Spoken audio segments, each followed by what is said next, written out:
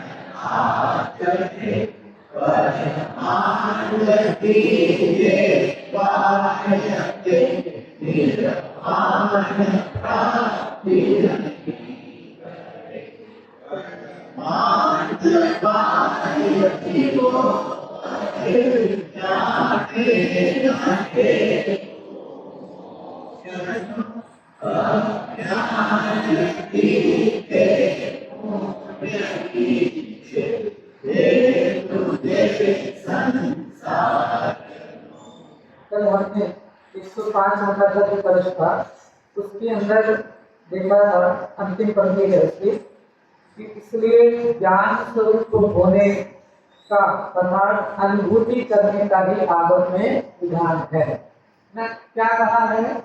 आत्म अनुभूति करने का ही आगम में विधान है। अनुभूति कैसे होगी? आत्मा कैसे जाना जाएगा? अपना विषय क्या चल रहा है? ज्ञान मार्ग ही मोक्ष का कारण। तो वो अनुभूति कैसे होगी?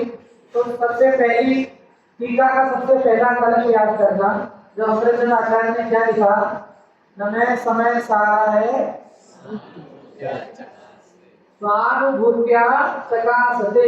वो आत्मा कैसे जाना जाता है? स्वानुभूत्या, अपने अनुभव रूप क्रिया के द्वारा। वहां पे लिखा है ना, क्या लिखा है? अपनी स्वानुभूतिया चकासते अपनी अनुभवन रूप क्रिया के द्वारा वो आत्मा जाना जाता है। तो आत्मा को वो बताया ना, पहले चित्त स्वभाव है, कहा कि वो आत्मा कैसा है ना, भाव है, फिर चित्त स्वभाव है, फिर और कैसा है तो स्वानुभूत्या प्रकाशते, ये आत्मा अपनी ही अनुभूति के द्वारा, अपनी ही अनुभवन रूप क्रिया के द्वारा जाना जाता है। वो यहाँ पे कह रहे हैं कि आत्मा ज्ञान स्वरूप होने का अर्थात अनुभूति करने का ही आरंभ में विधान है। आगे 104 नंबर 154 नंबर की गाथा की खाली करेंगे। अब फिर भी इन 3 गाथाओं में 2 बच्चों ने समझा दिया उसको कि ये सुब्रत और दुब्रत, ये शुभ भाव अशुभ भाव सब छोड़ने योग्य हैं, समझाया ना। 3 गाथाओं में 2 बच्चों ने समझाया, लेकिन फिर भी अब फिर भी पुण्य कर्म के पक्षपाती को समझाने के लिए उसका दोष बतलाते हैं ना। पंडित आचार्य ने तो समझाया ना, ये जो शुभ कर्म अशुभ कर्म है ये बंध के हेतु है ना, अज्ञान बंध का कारण है और ज्ञान मुक्ति का कारण है। लेकिन फिर भी इतना समझाने के बाद भी क्या लिखा तालिका में, अब फिर भी पुण्य कर्म के पक्षपाती को ना, पुण्य कर्म का जो पक्षपाती है उसको समझाने के लिए उसका दोष बतलाते हैं। पाप पुण्य की जो 2 पार्ट है ना, आपने यदि कबीर का एक उदाहरण आता है, एक श्लोक आता है कबीर जी का, ज्ञानी मतलब विद्वान थे, लौकिक उसमें विद्वान थे ना, बहुत पद्यों की रचना की। एक बार वो मार्केट में खड़े होके है ना जोर जोर से रो रहे थे बाजार के अंदर। तो किसी ने पूछा है ना, बहुत जोर जोर से रो रहे थे, फिर थोड़ी देर बाद बहुत जोर जोर से हंसने लगे। तो लोगों को लगा, हमें कितनी जल्दी लगता ना, क्या लगा कि वो क्या हो गए, आगे हो गए। किसी ने पूछा उनसे कि आपके रोने का और हंसी का कारण क्या, तो उन्होंने जो बताया श्लोक है ना, वहाँ सामने चक्की चल रही थी पहले, अब तो होती ही नहीं है वैसी, है ना। पहले तो हाथ चक्की बोलते ना, क्या बोलते गुजराती में, घर घंटी का उसको बोलते हैं, उसको भी घंटी बोलते हैं। अच्छा, मुझे लगा वो आजकल जो इलेक्ट्रॉनिक वाले आते हैं ना उसको घर बोलते हैं, उसको भी घर घंटी बोलते हैं ना। मतलब घंटी जो चल रही थी, सबको मालूम है, जो पुराने लोगों को है ना 2 पार्ट होते थे, उसमें ऐसे वो डंडा फंसा के हाथ से ऐसे घुमा घुमा के एक्सरसाइज होती थी, है ना। क्या कहा तुमने, कहा कबीर जी से पूछा कि आपके हंसने का और रोने का कारण क्या है। उन्होंने लिखा, चलती चक्की देख कर रहा कबीरा रोए, 2 पाटन के बीच में साबत बजाना गुरु, है ना। उन 2 पार्टों के बीच में, ऊपर और नीचे के जो पार्ट के बीच में जो भी आता है वो क्या हो जाता है, पिस जाता है ना। चलती चलती देख कर रहा कबीरा रोए, 2 पाटन के बीच में साबत बजाना रोए। ये तो हो गया रोने का कारण। अब पूछा कि हंस क्यों रहे थे, हंसने का कारण क्या है, तो फिर कहा, चलती चक्की देख कर मोह को हंसी है आए, कीली से चिपका रहे साबत वो बच जाए। क्या कहा, चलती चक्की देख कर, उसके बीच में कील होती थी ना, 2 पार्ट के बीच में कील एक वहां पे, जिससे दोनों को बांधा जाता था, कील होती थी। चलती चक्की देख कर मोह को हंसी है आए, कीली से चिपका रहे साबत वो बच जाए। होता है ना, जब हम ऐसे पीसते, कोई गेहूं का दाना, इतने दानों में से कोई दाना उछल करके ना वहां पर आकर के फंस गया, तो फिर वो पिसता नहीं है। ऐसे ही कहते हैं कि संसार में जो सुकृत और दुकृत, ये जो पुण्य भाव और पाप भाव है, इन पुण्य और पाप भाव के इन 2 पार्टों के बीच में जो फंस कर रह गया, वो फिर संसार में क्या है, उसकी फिर वो पिस जाता है ना, बार बार जन्म मरण के चक्कर काटता रहता है। और कहा कि इस संसार अवस्था में है ना जो जीव धर्म रूपी धुरी से धर्म रूपी कीली से चिपक जाते हैं, जिन्होंने धर्म का आश्रय लिया, वो फिर वो जीव संसार में टिकता नहीं है और वो जीव पार हो जाता है ना। क्या कहा, जैसे वो धुरी से चिपका रहा ना, तो धुरी से चिपका रहने की वजह से वो पिसा नहीं। ऐसे ही जो जीव इन सुखद दुखद परिणामों से भिन्न अपने आत्म परिणाम का लक्ष्य करते हैं, अपने आत्म स्वभाव को जानते हैं, वो ज्ञान को उर्ध करते हैं, वो जीव निर्वाण अर्थात मोक्ष की प्राप्ति करते हैं। लेकिन फिर भी इतना समझाने के बाद भी लिख रहे हैं, यहाँ पे आचार्य लिख रहे हैं, हम नहीं कह रहे, क्या कह रहे हैं, अब फिर भी मतलब ये जो एक अभी प्रकरण चला ना पुण्यपाप का, इतना वहां से समझाते समझाते यहाँ तक आए, लेकिन शिष्य अभी भी समझने को तैयार नहीं है। अब फिर भी पुण्य कर्म के पक्षपाती को, पक्षपाती मतलब जिसको पुण्य सुहाता है, जिसको पुण्य श्रेष्ठ लगता है, जिसको पुण्य भला लगता है, ऐसे पुण्य कर्म के पक्षपाती को समझाने के लिए उसका दोष बतलाते हैं। देखिए गाथा जो परमार्थ से बाह्य हैं अर्थात आत्म स्वरूप से भिन्न बाह्य हैं, वे मोक्ष के हेतु को ना जानते हुए, मोक्ष का हेतु क्या बताया था, ज्ञान है ना, ज्ञान ही मोक्ष का हेतु है। ऐसे ज्ञान स्वरूप को ना जानते हुए संसार गमन का हेतु होने पर भी अज्ञान से पुण्य को, है ना, पुण्य क्या है, संसार गमन का हेतु, इसका कारण है, बंध का कारण है ना, और बंध से क्या होगा, संसार की प्राप्ति होने वाली है। जब तक बंध रहेगा तब तक संसार की प्राप्ति होने वाली है। क्या कहा, संसार गमन का हेतु होने पर भी अज्ञान से पुण्य को मोक्ष का हेतु समझकर चाहते हैं। देखो मैंने बताया ना, भूल ये नहीं है, व्रत नियम तप आदि करने की भूल नहीं है। भूल क्या है कि इसने उन व्रत नियम तप नियम शील आदि के द्वारा मोक्ष की सिद्धि की है। इसने क्या माना है, मैं जो व्रत जब धारण करूंगा ना, इससे मुझे किसकी प्राप्ति हो जाएगी, मोक्ष की प्राप्ति हो जाएगी। तो वो आचार्य यहाँ समझा रहे हैं कि पुण्य तो क्या है, संसार गमन का हेतु होने पर, पुण्य क्या है, संसार गमन का कारण होने पर भी अज्ञान से पुण्य को मोक्ष का हेतु समझकर चाहते हैं ना। आचार्य इतना समझा रहे हैं ना, जैन दर्शन तो है ना, कहते ना, जैसे एमपी में होता है चूल का न्योता, चूल का न्योता क्या होता है,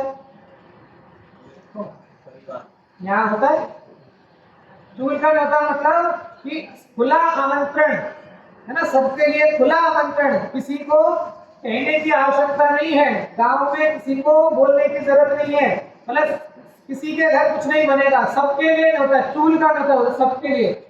ऐसे आचार्य है ना हमको न्योता दे रहे हैं, जैसे चूल का न्योता ना, ऐसे आचार्य कि ये तो जिनेश्वर देव का दरबार लगा है, सबके लिए अवसर है, जो जीव अपने स्वरूप का ध्यान करे वो ही अपना कार्य कर सकता है। लेकिन है ना, ख्याल तो हो, जी के अंदर बहुत हुआ था ना, ये ख्याल तो आए कि मैं कौन हूँ, आया कहाँ से और मेरा, तीन ही बातें ना, मैं कौन हूँ, आया कहाँ से और मेरा रूप क्या, है ना। हमने क्या माना है, अभी तो हमने बाहर का जो रूप दिखाई दे रहा है ना, मैं गोरा, मैं काला, मैं छोटा, मैं बड़ा, मैं पतला, है ना, मोटा, ये सब बाहर के रूप को ही रूप माना है। लेकिन आचार्य तो अपने स्वानुभूतिया, अपनी आत्मा की अनुभूति कैसे होती है उसकी विधि बताते हैं। लेकिन ये जीव वो विधि को तो नहीं मानता है और इस पुण्य भाग को ही आगे रख के है ना, पुण्य का पक्षपाती बनता है, तो उसको यहाँ समझाते हैं। तो कितनी बार अलग अलग तरीके से समझाया, जैसे किसी को शराब पीने की आदत हो ना, तो उसको समझाते हैं ना, बार बार समझाते हैं कि नहीं पीनी चाहिए, इससे है ना तुम्हारे शरीर का नाश होगा। नहीं समझ रहा है, फिर समझाते हैं कि इससे तुम्हारे घर का नाश होगा, तुम्हारे बच्चों पे क्या असर पड़ेगा, फिर तुम्हारी धन संपत्ति सब समाप्त हो जाएगी। मतलब अलग अलग तरह से उसको समझाने का बार बार प्रयास करते हैं। वो कैंप भी लगते हैं ना, वैसा जो मुफ्ती का कैंप होता ना, थोड़ी सी आवाज लास्ट है ना, थोड़ा गला है ना, किसका कैंप लगता है? वैशाली मुक्ति का अभियान है ना, वैशाली मुक्ति का कैंप लगता है। ऐसे ही यहाँ पर ये जो 10 दिन मिले, नहीं 10 दिन किसके क्या अभियान चलाना था ना, ये भी व्यसन है ना। ये राग देश मोह कब से करना आरंभ है? अनादि काल से। बुरी आदत है कि अच्छी आदत है? बुरी आदत है ना, व्यसन किसे कहते हैं? बुरी आदतों को व्यसन कहते हैं ना। तो ये जो राग देश मोह रूपी ये जो बुरी आदत मेरे अंदर विद्यमान है, उसको निकालने का ये अभियान है ना। ये जो अपन ने 151 से 155 नंबर की गाथा कर अपन देख रहे हैं, तो वो जो उस राग देश मोह से भिन्न ये जो निर्मल आत्म स्वभाव है, उस निर्मल आत्म स्वभाव को जानने का अवसर है। लेकिन फिर भी पुण्य का पक्षपाती, क्योंकि अनादिकाल का मोह पड़ा है ना, तो इतनी जल्दी टूटने वाला नहीं है। अनादि का मोह ना, अनादि की मान्यता अपने अंदर विद्यमान है, तो इतना जल्दी वो जाती नहीं है ना। एक जैसे एक गमले के अंदर हमने एक बीज डाला है ना, वो बीज अंकुर फूटा। अब आप किसी को बोलो, किसी छोटे बच्चे को बोलो ना उसको उखाड़े, तो वो उसको उखाड़ पाएगा है ना। छोटा सा अंकुर है ना, उसको उखाड़ देगा। अब वो थोड़ा बड़ा हो गया, वो अंकुर वो जो थोड़ा गमले में इतना बड़ा हो गया, अब वो छोटा बच्चा नहीं उखाड़ पाएगा। किसी बड़े बच्चे को बोलो तो वो उखाड़ेगा। अब वो धीरे धीरे वृक्ष बन गया। अब उसको उखाड़ने के लिए बोलेंगे तो वो उखाड़ने में नहीं आएगा है ना। क्यों नहीं आएगा? क्या रीजन क्या है? हाँ, व्हाट्स द रीजन बिहाइंड? क्या है रीजन? जड़ें मजबूत नहीं, जड़ें अंतर तक चली गई हैं। मजबूत का मतलब अंतर तक चली गई है। पहले क्या थी, जड़ सिर्फ ऊपर ऊपर थी ना, तो उसने उखाड़ दिया। अब क्या हुआ, जैसे जैसे बढ़ता गया ना वृक्ष, उसकी जड़ कभी होता है ना, जैसे अभी पुरानी कहीं पे कोई वृक्ष, आप जैसे सड़क का काम होता है कुछ होता है तो वृक्ष हटाए जाते हैं, तो उनकी जड़ें है ना कितनी फैली दिखती है। मतलब आजू बाजू के घरों के नीचे से भी कितनी दूर दूर तक उसकी जड़ होती है। तो क्या हुआ, ये जो अनादि काल का जो मोह है ना, जो दृढ़ मोह है, ये दृढ़ मोह कैसा हो गया है कि उसने अपनी जड़ें अंतर तक जमा ली है। अंतर तक उसने अपनी जड़ें जमा ली है। इसके लिए आचार्य समझाते हैं, लेकिन हमको है ना अभी भी उसका मोह छूटता नहीं है, क्योंकि वो मोह है ना दृढ़, इसलिए दृढ़ मोह का, उसको दृढ़ मोह को क्षय करने के लिए आचार्य कुंकुम ने लिखा ना 80वीं गाथा में कि मैं इस दृढ़ मोह को जीतने के लिए कमर कस के तैयार होता हूँ। इसको जीतने के लिए, इस दृढ़ मोह रूपी सेना को जीतने के लिए कमर कस के तैयार होता हूँ। लेकिन फिर भी है ना, इस जीव को उस पुण्य की ऐसी महिमा है, पुण्य भाव की ऐसी रुचि है, और उस रुचि के कारण आचार्य समझा रहे हैं, लेकिन फिर भी इसको लगता है अरे कुछ करना तो पड़ेगा ना, कुछ करना तो चाहिए ना, शुभ भाव को करने पड़ेंगे ना, बिना उसके कैसे मोक्ष हो जाएगा, है ना। ये सब तो करना पड़ेगा। बार बार कह रहे हैं करने का निषेध नहीं है, लेकिन उसमें जो तेरी बुद्धि है ना, जो ममत्व बुद्धि, और उससे तूने मोक्ष की इच्छा की है, उससे तूने मोक्ष मांगा है, उसका निषेध है। क्या लिख रहे हैं टीका में कि जो पुण्य का जो पक्षपाती जीव है ना, जिसने पुण्य कर्म को ही है ना भला माना है, उसके लिए लिख रहे हैं। श्रीमद जी ने तो कहा है ना कि जीव के परिणाम कैसे हैं, कैसे मोक्ष मानते हैं। कोई क्रिया जड़ती रहा, शुष्क ज्ञान ना कोई, माने मार्ग मोक्ष नो, करुणा उपजे। ऐसे जीवों को देखकर करुणा ही, समता का परिणाम ही आता है ना करुणा का, कि उसने है ना किन किन चीजों में मोक्ष माना है ना। कोई क्रिया करके ही जड़ बन गया, कोई शुष्क ज्ञान है ना बाहर के ज्ञान में ही, और उससे ही गलती भूल क्या है, उससे ही मोक्ष का माना, क्या माना उसने कि मैं ये करते करते मुझे मोक्ष की प्राप्ति हो जाएगी, ये उसकी भूल है। तो आचार्य उसकी भूल को समझा रहे हैं टीका के अंदर। क्या कहा, समस्त कर्म के पक्ष का नाश करने से उत्पन्न होने वाला जो आत्मलाभ, समस्त कर्म के मतलब वो जो शुभ अशुभ कर्म है ना, उन कर्म के पक्ष का नाश करने से उत्पन्न होने वाला जो आत्मलाभ अर्थात निस्वरूप की प्राप्ति, उस आत्मलाभ स्वरूप मोक्ष को इस जगत में कितने ही जीव चाहते हुए भी, है ना, मोक्ष चाहता तो है, शिष्य जो है ना वो मोक्ष चाहता तो है, जो भी बैठे हैं चाहता तो मोक्ष है, लेकिन फिर क्या गलती है, क्या लिखा कि जगत में कितने ही जीव चाहते हुए भी मोक्ष के कारणभूत सामायिक की, जो सामायिक अर्थात सम्यक दर्शन ज्ञान चारित्र स्वभाव वाले, सामायिक का क्या लिया, सम्यक दर्शन सम्यक ज्ञान सम्यक चारित्र स्वभाव वाले परमार्थ भूत ज्ञान के भवन मात्र अर्थात परमार्थ भूत ज्ञान के परिणमन मात्र हैं, एकाग्रता लक्षण युक्त है और समय सार स्वरूप है। मतलब जो जीव का साधारण लक्षण कहा ना कि वो जो जीव है वो कैसा है, परमार्थ भूत अर्थात निश्चय से शुद्ध स्वभावी शुद्ध ज्ञान स्वरूप मात्र है, और ज्ञान ही जिसका लक्षण है, एकाग्रता लक्षण कर ज्ञान ही लक्षण से युक्त है और समय सार स्वरूप अर्थात शुद्ध स्वरूप है, उसकी प्रतिज्ञा लेकर भी दुरंत कर्म चक्र को पार करने की नपुंसकता के असमर्थता के कारण, दुरंत कर्म चक्र जो अनादि काल का कर्म का जो चक्कर चला आ रहा है ना, उस चक्कर से पार करने की असमर्थता के कारण परमार्थ भूत ज्ञान के होने रूप जो सामायिक, उस सामायिक स्वरूप आत्म स्वभाव को ना प्राप्त होते हुए जिनके अत्यंत स्थूल संक्लेश परिणाम रूप कर्म निवृत्त हुए हैं और अत्यंत स्थूल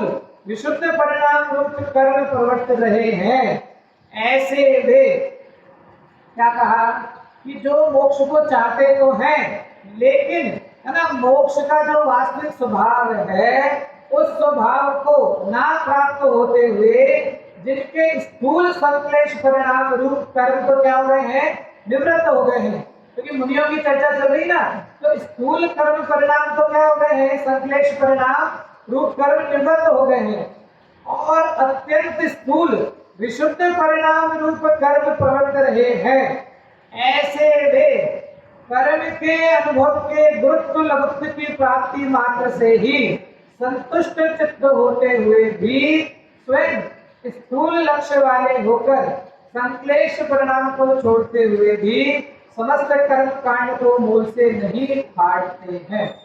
अरे जिन मुनियों की चर्चा चल रही है उनके तीन कषाय चौकड़ी का तो अभाव है। क्या कहा कि स्थूल संक्लेश परिणाम रूप जो कर्म है ना उनसे तो क्या हो गए हैं, निवृत्त हो गए हैं, लेकिन अभी अत्यंत स्थूल जो विशुद्ध परिणाम है ना, जो प्रशस्त राग जो बाकी है ना, संचलन का जो प्रशस्त राग का जो बाकी है वो अत्यंत स्थूल विशुद्ध परिणाम रूप कर्म अभी भी क्या है, प्रवर्त रहे हैं। ऐसे कर्म के अनुभव से गुरुत्व लघुत्व कर देखा था ना, कर्म की क्या होता है, भीनादिक अवस्था होती है ना, कभी कर्म तीव्र होते हैं कभी कर्म मंद होते हैं, तो गुरुत्व लघुत्व की प्राप्ति मात्र से ही ना, जब कर्म मंद हुए तो उसकी प्राप्ति मात्र से ही संतुष्ट चित्त होते हुए स्वयं स्थूल लक्ष्य वाले होकर समस्त कर्म कांड को मूल से नहीं उखाड़ते हैं। मतलब चले तो मोक्ष मार्ग के लिए थे, कर्म को समूल उखाड़ने के लिए चले थे, लेकिन बाय तप व्रत आदि के अंदर ही है ना, उसमें ही रच करके उसका उसमें ही कर्ता बुद्धि मान करके वो इस संसार के कारण कर्म फल को संपूर्ण जड़ से उखाड़ नहीं पाते हैं, है ना। निम्न तो हुए, कर्म आदि का मंदता तो हुई, लेकिन कर्म का समूल नाश उनके नहीं होता है ना। इस प्रकार वे स्वयं अपने अज्ञान से, इससे स्वयं और स्वयं के अज्ञान के द्वारा, स्वयं अपने अज्ञान से केवल अशुभ कर्म को ही बंध का कारण मान करके व्रत, नियम, शील, तप इत्यादि शुभ कर्म भी बंध के कारण होने पर भी उन्हें बंध के कारण ना जानते हुए, है ना, भूल क्या थी? ये भूल क्या भूल है? क्या लिखा कि वे अपने अज्ञान से केवल अशुभ कर्म को ही बंध का कारण समझते हैं। क्या लिखा इसमें? लिखा ना आचार्य ने, क्या लिखा कि स्वयं अपने अज्ञान से केवल अशुभ कर्म को ही बंध का कारण मान करके, और जो व्रत, तप, नियम, शील इत्यादि शुभ कर्म भी है तो इस बंध के कारण, है तो बंध के कारण, लेकिन क्या किया? उन्हें बंध के कारण ना जानते हुए मोक्ष के कारण रूप में अंगीकार करते हैं। ना गुरुदेव कहते थे ना, जाने जितनी बुद्धि है उतना दियो बताए, न बापू गुरु न मानिए और कहां से। तो क्या है? जीव ना बार बार पुण्य कर्म को आगे करता है। मतलब आचार्य ने स्पष्ट रूप से कहा कि पुण्य कर्म भी क्या है? बंध के कारण है, लेकिन वो अपनी बुद्धि के अनुसार, यानी कहा स्वयं अपने अज्ञान से, लिखा ना, अपनी बुद्धि के अनुसार शास्त्र का अर्थ करने जाता है। जैसे प्रवचन साहित्य के अंदर गाथा आती है ना, पुण्य फला अर्हंता। क्या कहा? पुण्य फला अर्हंता मतलब, बोलो बोलो मतलब बोलो। पुण्य के फल में अर्हंत पद,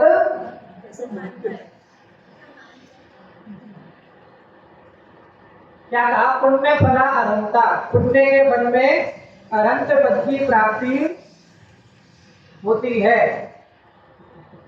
ना। बात तो यही चल रहा है ना, पुण्य के फल, पुण्य करते जाओ, यही तो विषय समझा रहे हैं आचार्य कि पुण्य करते जाओ, पुण्य करते जाओ, तुम्हें मोक्ष की प्राप्ति हो जाएगी। और ये मान के बैठा है ना, पुण्य का पक्षपाती, पक्षपाती मतलब कहते ना, जैसे अब ये दो पार्टी है, एक भाजपा है और एक कांग्रेस है। अब जो भाजपा का पक्षपाती है, मतलब जो मोदी जी का पक्षपाती है, अब उसके सामने आप बुराई करो तो कैसे आपका प्रत्युत्तर करेगा ना? आप कुछ बोलेंगे, अरे तुमको पता नहीं है, तुमको खबर नहीं है, है ना, पहले तो देश ऐसे यहाँ जा रहा था, तुमने आकर के देश को, है ना, बढ़ाया। आज बाहर जाकर के देखो, हमारी इतनी रेस्पेक्ट है, हर कोई हमारा नाम जानता है ना, इंडिया को हर कोई बड़ा मानता है। क्यों? उसको क्या पक्ष पड़ा हुआ है ना, वो चाहे कितना ही, वो अलग चीज है राजनीति वाली, उसमें तो अपने को जाना नहीं है, मैं तो खाली समझा रहा हूँ उदाहरण कि जो पक्ष पड़ा ना, व्यामोह ना, पक्ष व्यामोह जो पड़ा हुआ है, उस व्यामोह के कारण ये जीव, आचार्य समझा रहे हैं, जिनवाणी समझा रहे हैं, ज्ञानी बता रहे हैं, लेकिन फिर भी इसको पुण्य का ऐसा अनादिकाल का पक्ष पड़ा है, तो ये कहता है ना, अपने अज्ञान के द्वारा उन शुभ कर्मों को, व्रत, तप, नियम आदि को ही, क्या लिखा? इस प्रकार वे स्वयं अपने अज्ञान से, है ना, दूसरा कोई नहीं है, अपने ही अज्ञान से केवल अशुभ कर्म को ही, है ना, केवल अशुभ कर्म को ही बंध का कारण मानते हैं। योग सार में कहा था, मैंने एक दिन आपको बताया था, है ना, पाप भाव को तो सब बुरा कहते हैं, लेकिन पुण्य भाव को भी बुरा कहें, ऐसे, है ना, जैन जिनवाणी ही ऐसी सच्ची वाणी है। क्या कहा कि वो क्या मानता है? सिर्फ अशुभ कर्म को ही बंध का कारण मानता है, और जो शुभ कर्म रूपी व्रत, नियम, शील, तप इत्यादि जो शुभ कर्म हैं, वो भी कैसे हैं? हैं तो बंध के कारण। क्या लिखा? बंध के कारण होने पर भी, मतलब है तो बंध के कारण, लेकिन उन्हें क्या मानता है? उन्हें बंध के कारण ना जानते हुए मोक्ष के कारण रूप में अंगीकार करता है, और मोक्ष के कारण रूप में ही उनका आश्रय करता है। भैया ये बातें पचाने के लिए भी उद्देश्य कहते ना शूरवीरा धर्म, ना शूरवीर का धर्म है। ये धर्म कोई कायरों का धर्म नहीं है। गाते ना भक्ति में, ये धर्म है आत्मज्ञानी का श्रीमंत मेरे स्वामी का, है ना? कोई नहीं, ये आत्मज्ञानियों का धर्म है ना, शूरवीरों का धर्म है। शूरवीर कैसे उद्देश्य धारण देते थे, ना वासुदेव का लाडू, वासुदेव 50 सके, चक्रवर्ती की खीर, चक्रवर्ती की 50 सके। चक्रवर्ती की खीर होती है ना, अपने घर में खीर बनती है, खीर बनती है, कैसे बनती है? दूध से ना। चक्रवर्ती की खीर कैसे बनती है? ना जो उत्तम नस्ल की जो गाय है ना, जैसे अभी क्या बोलते हैं अपन, गिर गाय बोलते हैं ना, सबसे उत्तम नस्ल की गाय है ना गिर गाय, या जो भी भैंस ना, भैंसों में भी जो भी सबसे हाई क्वालिटी की है ना, जिसका दूध बिल्कुल ऐसे गाढ़ा, क्या कहा, ऐसी उत्तम नस्ल की 100 गायों का दूध निकाल करके, 100 गायों का दूध निकाल करके 10 गायों को पिलाया जाए, फिर उन 10 गायों का दूध निकाल करके एक गाय को पिलाया जाए, फिर उस एक गाय का जो दूध निकले उससे खीर बनाई जाए। क्या कहा, पहले वो 100 गायों का दूध निकाल करके 10 को पिलाओ, फिर उस 10 गाय के दूध को निकाल करके एक को पिलाओ, फिर उसके बाद है ना जो दूध निकले उससे, है ना, ये तो खाली और भी उसका विस्तार है, तो खाली आपको समझा रहा हूं कि फिर उससे चक्रवर्ती की खीर बनती है ना। हम 50 सके, है ना, अभी तो ना थोड़ा सा भी ज्यादा खा लेते हैं, है ना, थोड़ा सा भी, जरा भी एक इधर का उधर खा लिया तो 2-3 दिन तक फिर तो, है ना, आकुलता व्याकुलता हो जाती है ना, जरा सा भी ज्यादा खा ले या कुछ बाहर का कुछ भी खा लिया तो कैसी आकुलता होती है। तो कह रहे हैं कि जैसे वासुदेव का लाडू वासुदेव ही पचा सके, चक्रवर्ती की खीर चक्रवर्ती ही पचा सके, ऐसे जिन धर्म की बातें है ना, ये पुण्य भाव को भी, है ना, बनने का कारण ये जो बातें हैं, ये भी शूरवीर जिसको ये मोक्ष मार्ग सुहाता है, जिसको मोक्ष हेतु भाषित होता है, ये बातें वास्तव में उसको ही सुहाएंगी।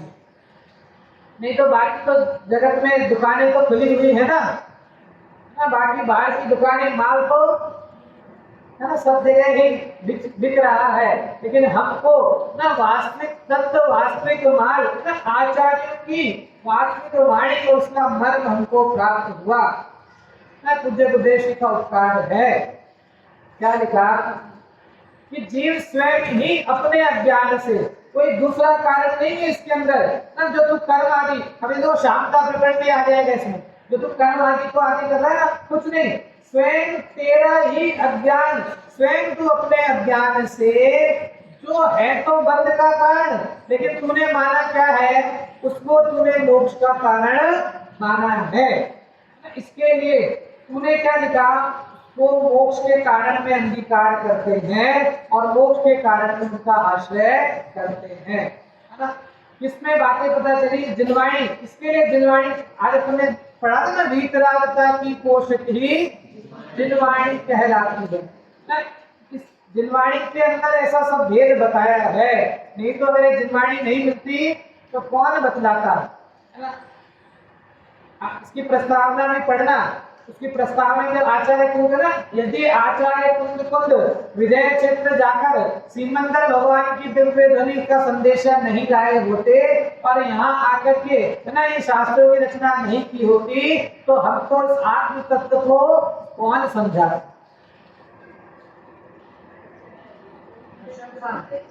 हाँ हाँ, दर्शन सार की जो गाथा आती है, इसके अंदर ना प्रस्तावना जो आगे उत्तानिका लिखी ना, उत्तानिका के अंदर वो सब गाथाएं का कोट किया है ना।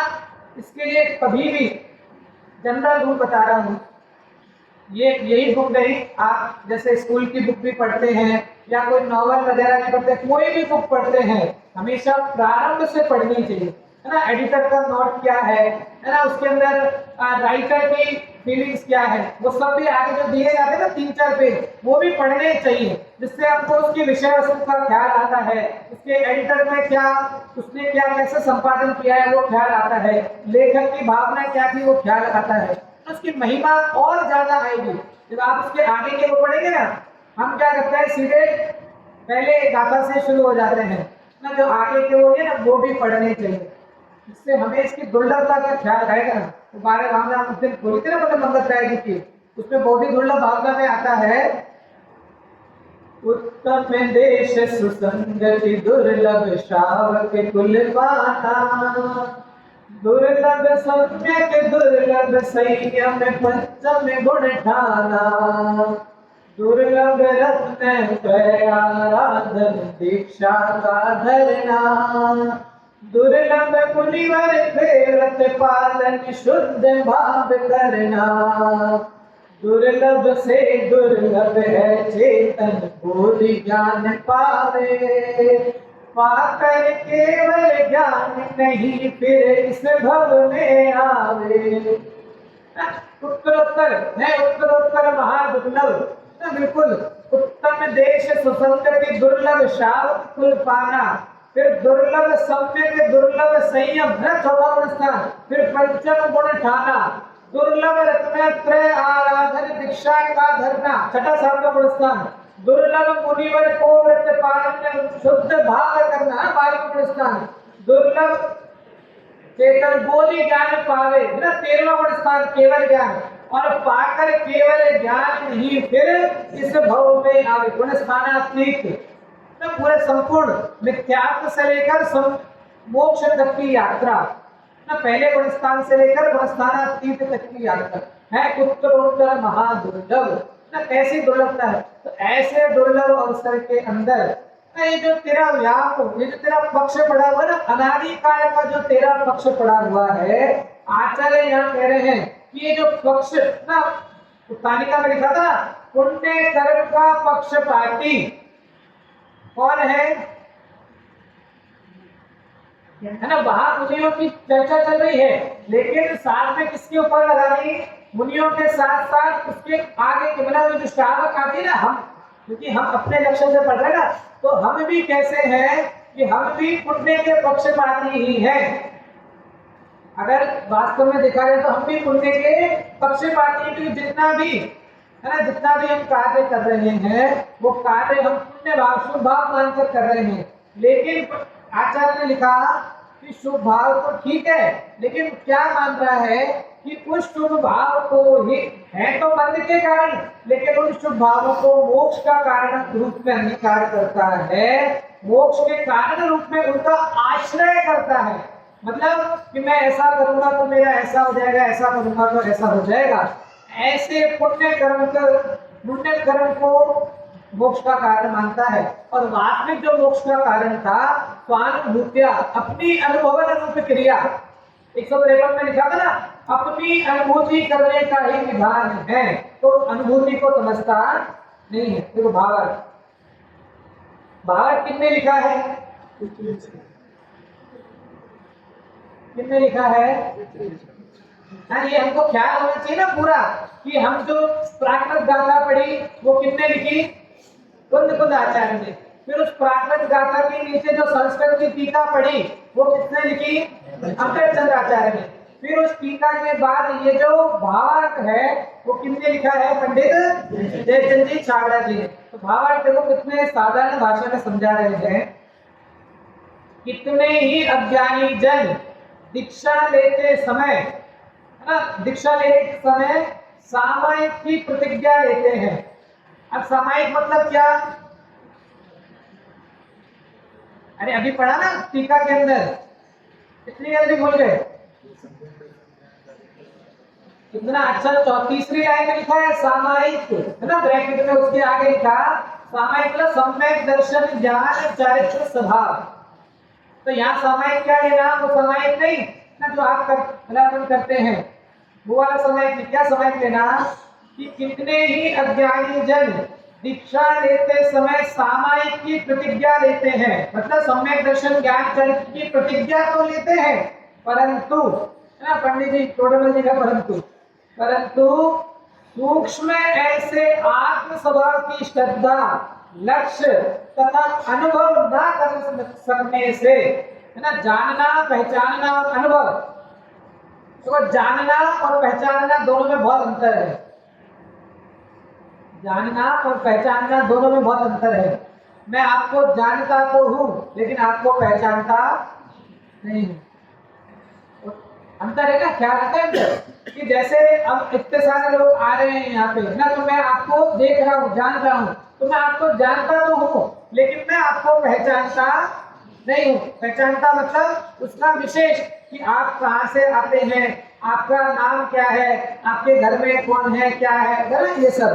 तो ऐसे जीव आत्म स्वरूप को बाहर बाहर में जान तो रहा है लेकिन सूक्ष्म क्या लिखा, परंतु सूक्ष्म ऐसे आत्म स्वभाव की श्रद्धा, लक्ष्य तथा अनुभव ना कर सकने से स्थूल लक्ष्य वाले वे जीव स्थूल संक्लेश परिणामों को छोड़कर ऐसे ही स्थूल विशुद्ध परिणामों में राचते हैं।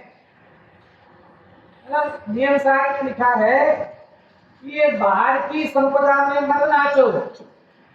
क्या कहा, ये जीव इस बाहर के वैभव को देखकर मत नाचो, अपने आत्म स्वभाव के वैभव के अंदर नाचो। कहा है बाहर का जो वैभव है ना, बाहर के जितने संयोग आदि है उसको देख करके हम नृत्य करते हैं, अरे इतना हो गया, इतना वैभव मिल गया, इतना वैभव मिल गया। वास्तविक वैभव तो ये है, कल भी मैंने कहा था ना, आपकी शोभा आपके घर की तिजोरी से नहीं है, आपके यहाँ के जिन मंदिर से है। आपका जिन मंदिर कितना सुंदर है, आपके यहाँ पर स्वाध्याय कैसा होता है, आपके यहाँ पे जिन मंदिर में दैनिक कार्यक्रम क्या होते हैं, घर के बंद तिजोरी से आपकी महिमा नहीं है। और जी तो कैसे, देखो खाली उदाहरण देता हूँ, जैसे अभी अपन सड़क पे जा रहे हैं और सड़क पे जाते हुए हमको एक नोट की गड्डी मिली है, 2000 के नोट की गड्डी मिली, मैं 50-100 कहता तो, है ना, क्या कहा, 2000 के नोट की गड्डी मिली। अब हमने इधर देखा उधर देखा, किसी ने नहीं देखा, क्या कहा, हम रास्ते में, घर के रास्ते में जा रहे थे, हमको रास्ते में 2000 के नोट की गड्डी मिली, है ना, इसके लिए मैंने 50-100 नहीं कहा है, 50-100 में तो आजकल भाव नहीं होते ना। क्या कहा, 2000 के नोट की पूरी गड्डी हमको वहां पड़ी मिली। अब क्या हुआ, हमने देखा कोई नहीं है, हमने उठाई, लेकिन क्या था भाव कि कोई आएगा तो हम दे देंगे, ऐसा होता है ना हमारा भाव। हम तो ज्ञानी है ना, हम तो ज्ञानी है ना, हमारा तो ऐसे ही भाव होगा ना, ऐसा भाव तो नहीं होगा कि उठा के रख लो ना। वो अपने अपने, मैं कहा ना, वो 5 भेद बताएगा ना, अपने अपने परिणाम को ख्याल करना है। अब हमने वो गड्डी उठाई, उठा करके हम घर पे आके कि हम जो आएगा हम तो उसको दे देंगे ना। अब वो वहां से कोई दूसरा उठा देता तो, है ना, हमने तो किसके लिए उठाई, है ना, कहीं किसी के गलत हाथ में ना, वो तर्क ऐसे ना, हमने क्यों उठाई, किसी के गलत हाथ में नहीं चली जाए ना, वो उठाकर लेकर आ गया घर से। अब 1 दिन हो गया, 2 दिन हो गया, 3 दिन हो गया, 4 दिन हो गया, कोई लेने नहीं आया। अब वो गड्डी किसकी, अब वो गड्डी किसकी, अपने परिणामों पे लगा, वो गड्डी किसकी। 4 दिन हो गए, 5 दिन हो गए, 6 दिन हो गए, 7 दिन हो गए, है ना, 10 दिन, है ना, 10 लक्षण के बाद अब कोई व्यक्ति ढूंढता ढूंढता आया, है ना, जो भी उसने सीसीटीवी कैमरे में या किसी में भी देखा हो, उसको पता चला हो, भूले भट्टे कैसे ही पता चला हो। अब वो आया और आकर के वो बोलता है ना, कि ये गड्डी मेरी है। अब उसको देने में ना कैसे परिणाम होते हैं। गड्डी किसकी थी, अपनी थी कि नहीं थी, मेरी थी, नहीं थी, लेकिन मैंने उसको अपना मान लिया। ये जो 10 दिन निकले ना, मैंने उसको अपना मान लिया और अपना माना अब वो जिसकी गड्डी थी उस गड्डी को लेने आता है तो हमारे ना संकलेश के परिणाम होते हैं। जैसे समय साल के अंदर उदाहरण दिया ना, धोबी वाला जो उदाहरण दिया कि वो जो वस्त्र है, धोबी के यहाँ से वस्त्र ला करके वो ओढ़ करके सो गया। अपन देखते ना लॉन्ड्री के अंदर वस्त्र देते हैं, आपने भी अपना कुर्ता दिया, मैंने भी अपना कुर्ता दिया, है ना, दोनों सफेद कलर के, है ना। अब वो ख्याल में नहीं आया और वो आकर के ओढ़ करके ना पहन करके घूम रहा है, ओढ़, वहां तो चादर का उदाहरण दिया ना, वो ओढ़ करके सो रहा है।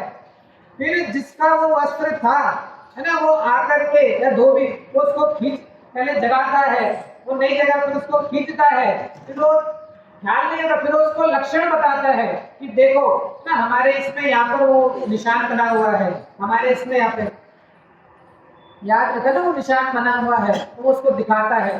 फिर जब उसको ख्याल आता है कि हाँ वास्तव में ये वस्तु मेरी नहीं है, तो ऐसे ही आचार्य बार बार समझा रहे हैं जितने भी शुभ परिणाम हैं, दया दान वृत्तिशील इत्यादि के जितने भी परिणाम शुभ भाव हैं, ये कैसे, ये तेरे भाव नहीं है, तेरा भाव तो इनसे भिन्न आत्म स्वभाव वाला तेरा भाव है। लेकिन हमने अज्ञान से लिखा था ना, स्वयं अपने अज्ञान के द्वारा उन भावों को अपना और मोक्ष का कारण मान लिया, ये तेरी है।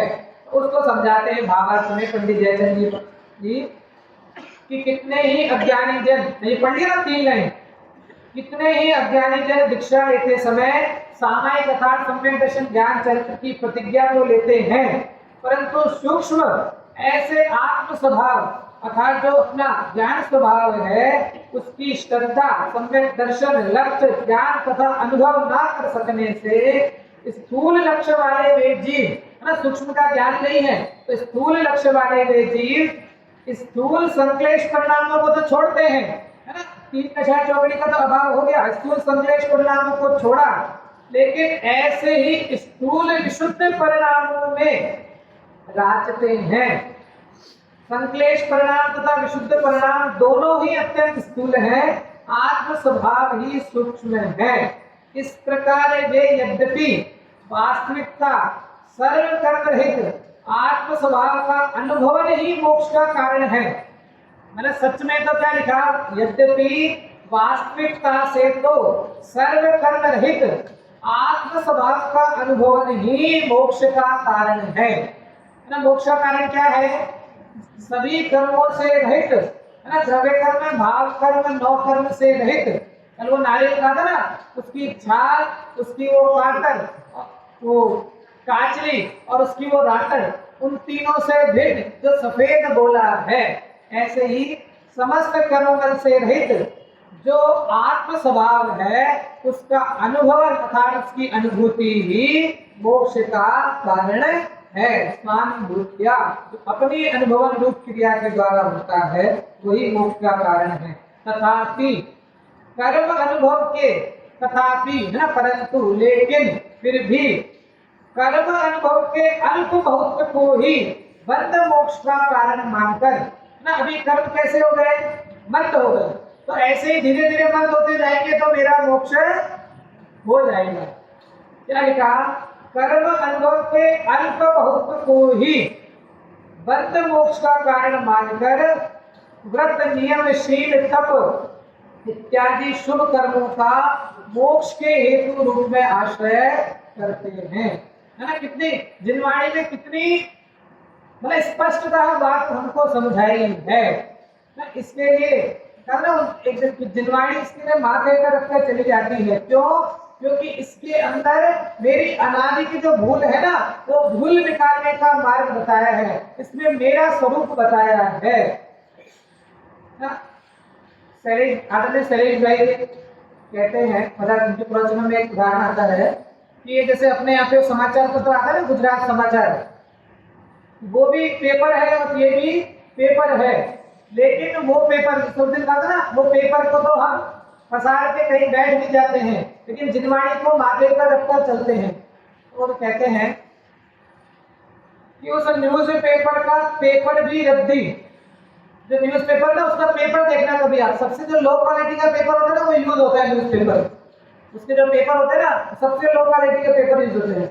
तो उस न्यूज पेपर का पेपर भी रद्दी, उसके अंदर जो समाचार है वो समाचार भी रद्दी, उन समाचारों को पढ़ करके जो भाव होंगे वो भाव भी रद्दी, और वो समाचार पत्र बाद में जाएगा भी रद्दी।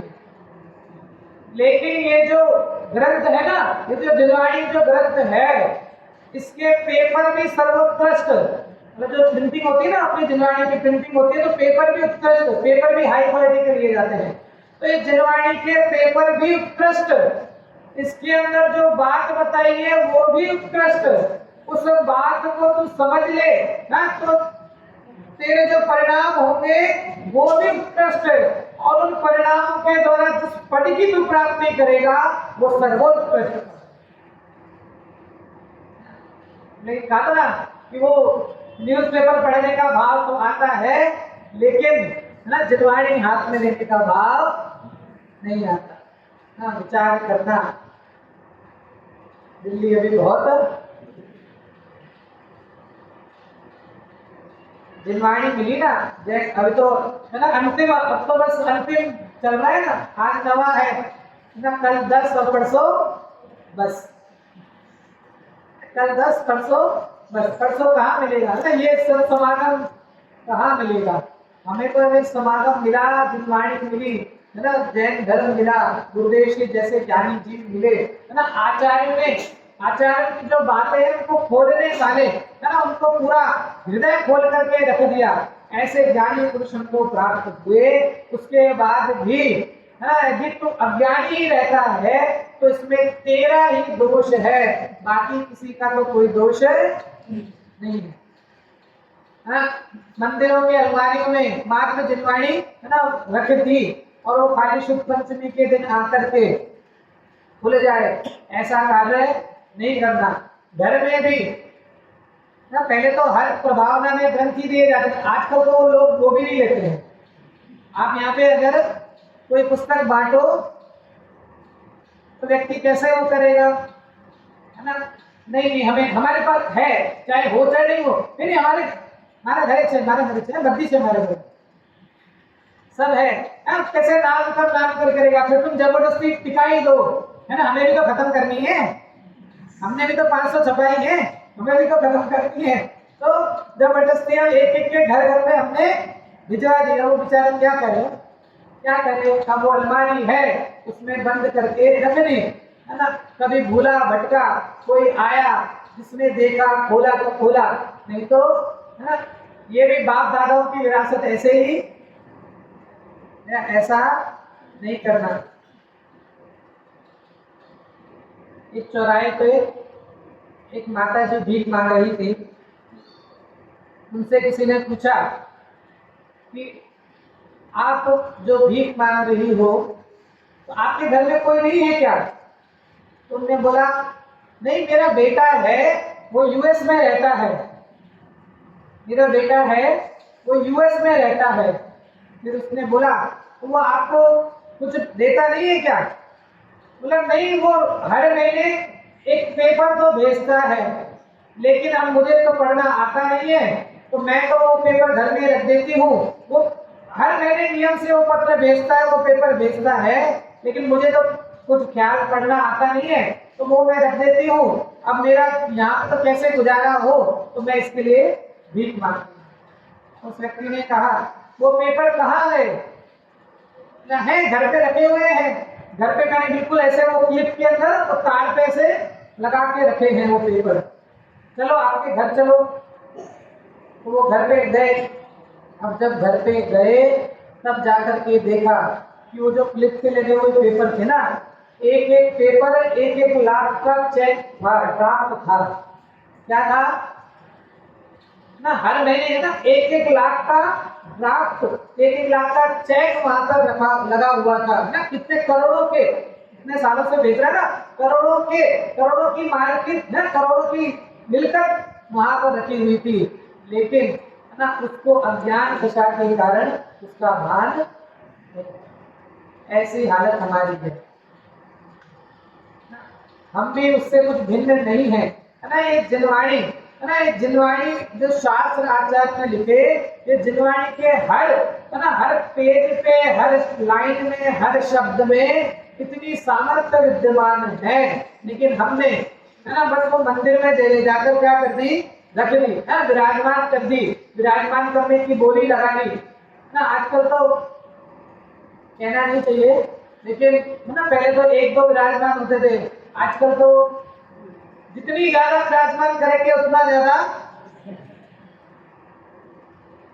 चलो उसको समाज की व्यवस्था है, उसमें तो अपने को कुछ नहीं कहना है, लेकिन मैं बात जो बता रहा हूँ आपको, हम मात्र को विराजमान करने तक की ही अपनी ड्यूटी, उत्तरदायित्व निभा करके भूल जाते हैं।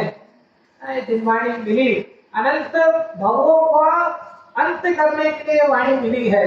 जो अनंत भव ना, अनंत भव यूं ही खोए पर का बोझा ढोए, नहीं जो पर का बोझा ढोते ढोते जो अनंत भव तेरे व्यतीत हो गए, उसका किनारा करने के लिए वाणी मिली है, लेकिन हमने उसको है ना मंदिर के अलमारियों में ही, घर के अलमारियों में ही बंद कर दिया है।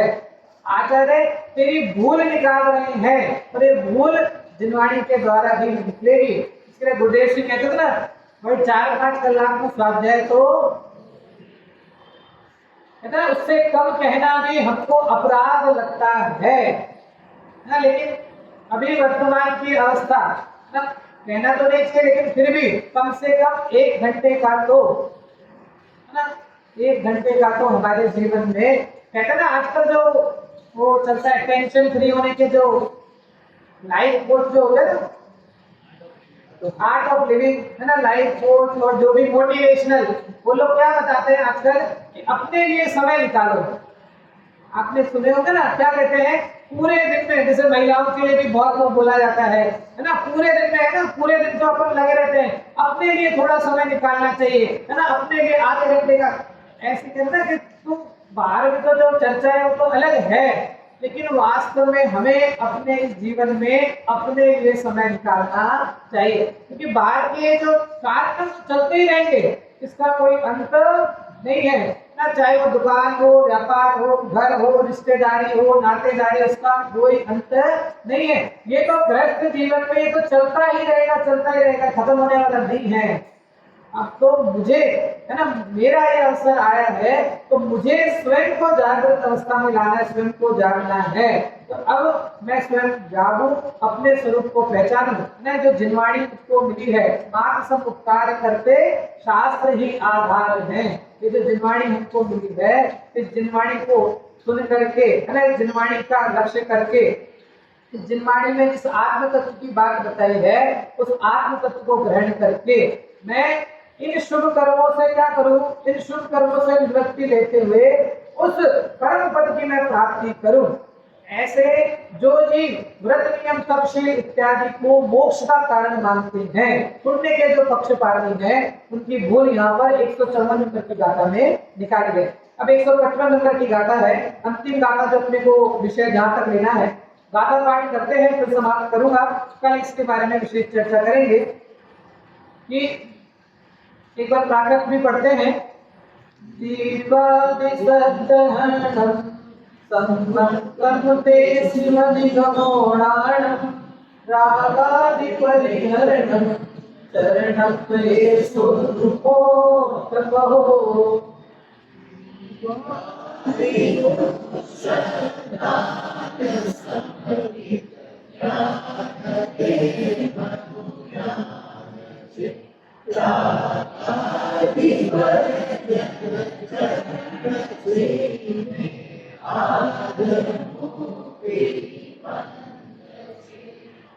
अब उत्थानिका में लिखा, अब जीवों को, अब जब इतना समझा दिया ना, तो अब जीवों को मोक्ष का परमार्थ अर्थात वास्तविक कारण बतलाते हैं।